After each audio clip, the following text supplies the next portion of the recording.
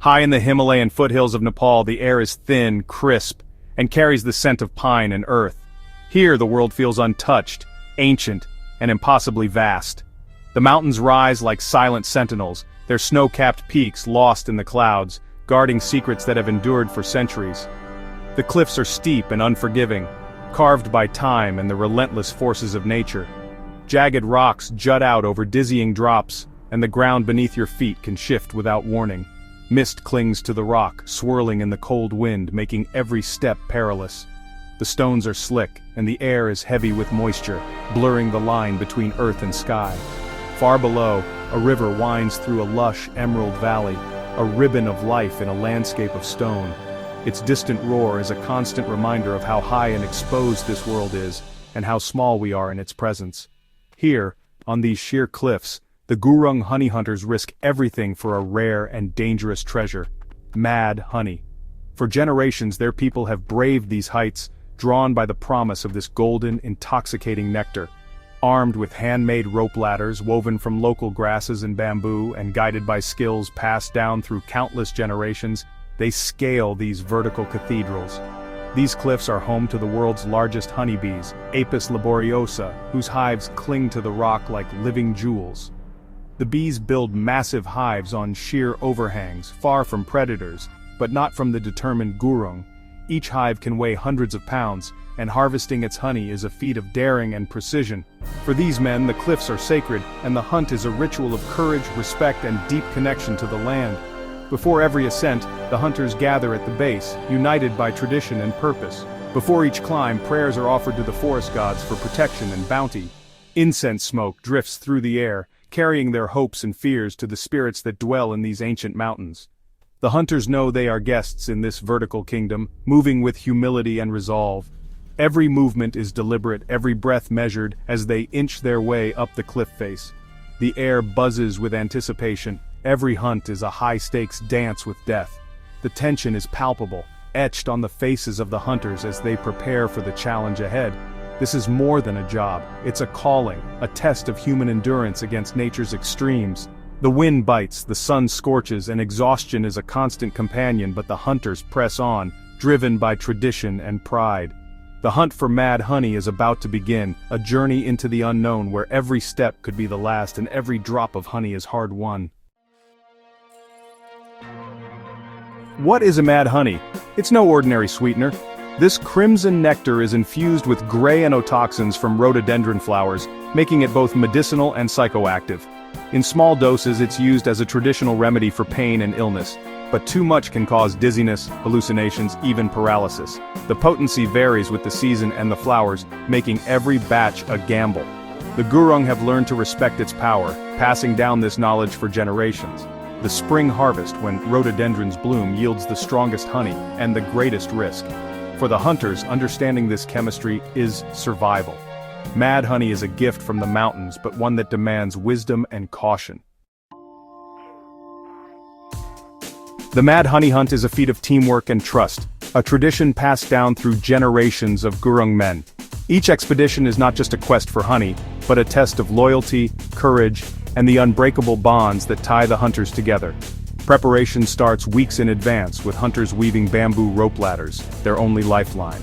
Every strand of bamboo is chosen with care, split and twisted by hand, transforming raw material into a tool that will decide their fate on the cliffs. Every knot is checked. A single flaw could be fatal. The elders teach the younger hunters the importance of patience and precision, knowing that the smallest mistake could cost a life. The journey to the cliffs is grueling, through rivers and dense jungle. The hunters move as one, helping each other over slippery rocks and tangled roots, their laughter and stories echoing through the forest as they push onward.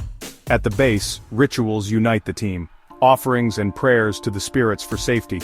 These ceremonies are a moment of reflection, a time to remember those who came before, and to ask for protection from the mountain's many dangers. Each hunter has a role. The lead climber descends, others anchor ropes, and everyone knows their place in the chain of survival. The division of labor is clear, but the responsibility is shared by all. Some manage fires to calm the bees, sending plumes of smoke drifting up the cliff face. The smoke is both shield and signal, a silent language between man and nature. and a ground crew readies the basket, making sure it's strong enough to hold the precious honeycomb. Every tool is checked and double-checked, for there is no room for error. Communication is a mix of shouts and hand signals echoing across the gorge. In the roar of wind and bees, these signals are lifelines, keeping the team connected when words are lost to the mountain air. The climber's life hangs in the balance, literally, in the hands of his brothers above. Every movement is watched, every breath held, as the team works in perfect synchrony.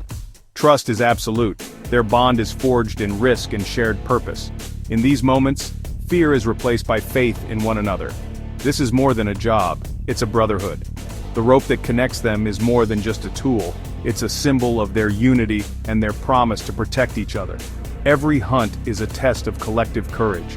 The mountain demands unity, and only those who trust in their brothers can hope to return safely. Only together can they face its dangers. In the shadow of the cliffs, the brotherhood of the rope endures, undaunted, unbroken, and forever bound by the hunt. The lead hunter, known as the Kicha, steps to the very edge of the precipice, his feet finding uncertain purchase on the slick rock. With a deep breath, he begins his descent, every movement deliberate and practiced from years of experience. The world narrows to the cliff face and the dizzying drop below. Suspended by nothing but a handmade bamboo ladder, he dangles hundreds of feet above the ground, a solitary figure dwarfed by the sheer scale of the Himalayan cliffs. From a distance, he's barely more than a speck, a fragile human silhouette against the immensity of stone and sky. As he inches closer to the hive, the gentle hum of bees intensifies, swelling into a deafening roar that vibrates through the air and into his bones. The sound is both a warning and a challenge, a living wall of noise that signals the presence of thousands of giant bees. These are the giant Himalayan honeybees, among the largest and most aggressive in the world. They defend their colony with relentless energy, swarming the hunter in a living, swirling cloud. The air thickens with their bodies, each bee a potential sting, each movement a test of nerve. Protected only by thin layers of clothing and a simple mesh veil, the hunter is exposed to hundreds of stings. The pain is immediate and sharp, but he must endure it. There is no armor here, only resilience and determination.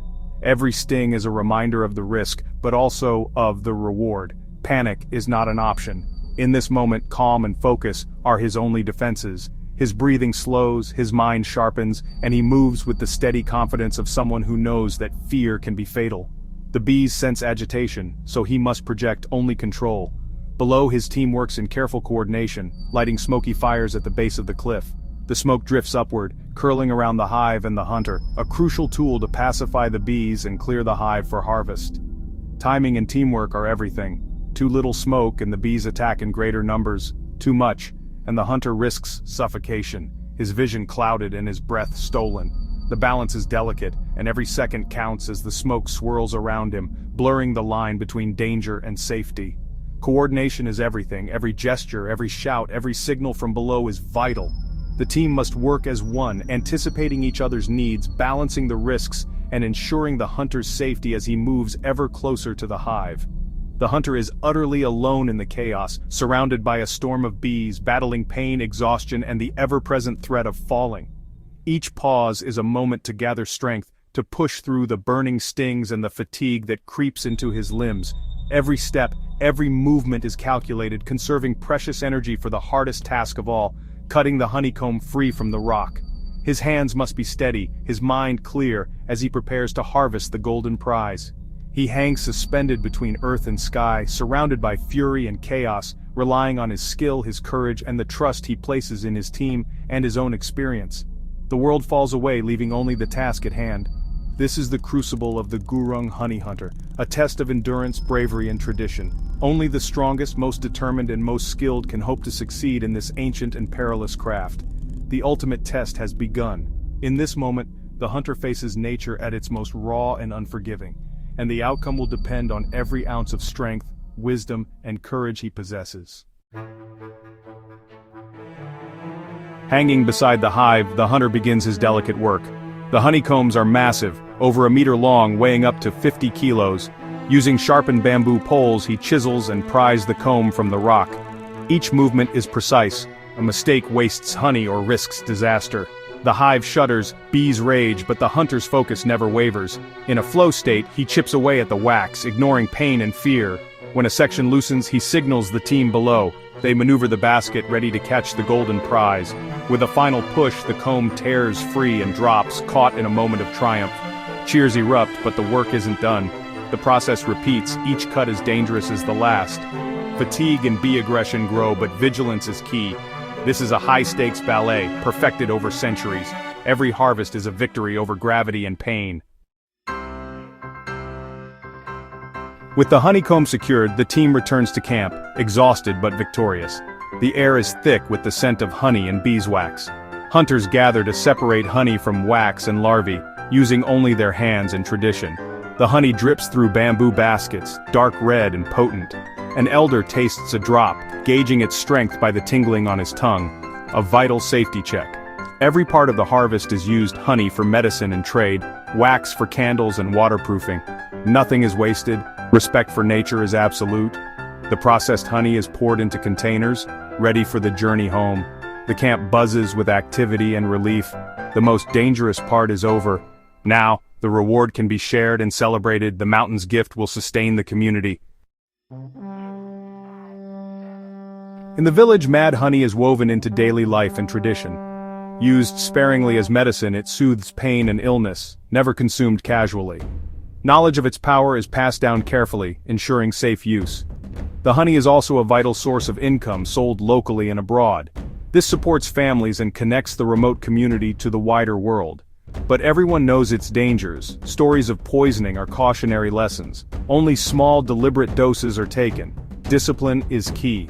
Rising demand brings new risks, overharvesting and untrained collectors. The Gurung remain the true custodians, holding the wisdom to harvest and use mad honey safely. Their culture is a framework of respect and restraint. The Gurung honey hunters are more than adventurers. They are stewards of tradition and nature. Their methods are sustainable, never taking all the honey, always leaving enough for the bees. But the future is uncertain. Younger generations seek safer work in cities, and the knowledge risks fading away. Climate change threatens the delicate balance, altering blooms, stressing bees, shifting seasons. Preserving this legacy means passing down skills and protecting the environment. The hunter's courage and wisdom are a living link to a time of harmony with nature. Their story is a reminder of the value in indigenous knowledge. They show us that true connection to the wild is built on respect and resilience. The Gurung are not just harvesting honey, they are upholding a sacred covenant with the mountains. Mad honey is not a novelty, it's a powerful, dangerous gift of nature. The line between medicine and poison is razor thin. Videos of people seeking a high ignore the real risks: severe illness, hallucinations, even death. The Gurung have centuries of knowledge to use it safely, outsiders do not. Buying mad honey online is a gamble with your health. If you're fascinated, honor the hunter's courage and culture, don't risk your safety. Support these communities through learning and ethical tourism. Let their story inspire respect for the wild, not reckless curiosity. The Gurung tradition is a lesson in risk, reward and humility before nature. As we marvel at their bravery, we must ask, do we still respect the wild? The answer may shape our own survival.